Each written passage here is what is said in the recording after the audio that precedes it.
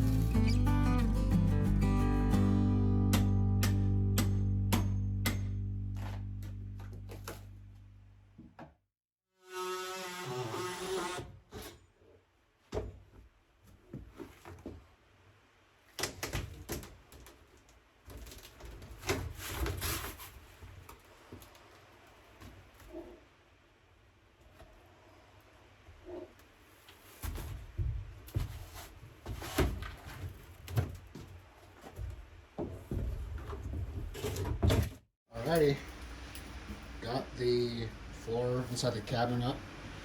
As you can tell, it's rotten, but it's not a big deal. It's kind of the same spots as the other side. Look underneath the coffee can. It's kind of the same spot. It's kind of like the windshield, or I'm not sure what's causing that same spot in each place. But anyways, and then there's a little bit of mold here, or it's something discoloration, but it looks like mold to me. But I'm not gonna go looking to find out. So let's get the rest of this floor up.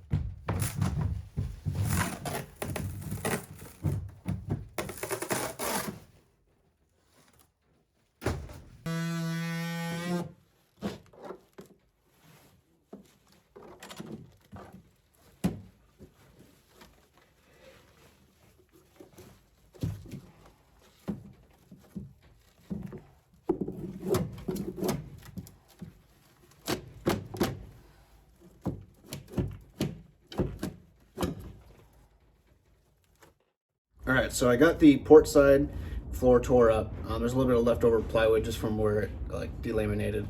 The floor is pretty rotten. Stringers definitely rotten. So it looks like all the stringers are gonna have to be replaced. Not a big deal. It's kind of something I was kind of looking forward to doing anyways because it's still something I'm kind of new to. But I'm gonna tear the rest of the plywood off that was left behind, and then probably in a couple of days come back and take out all the foam, and we'll just get it back down to bare stringers and clean up this messy boat. So.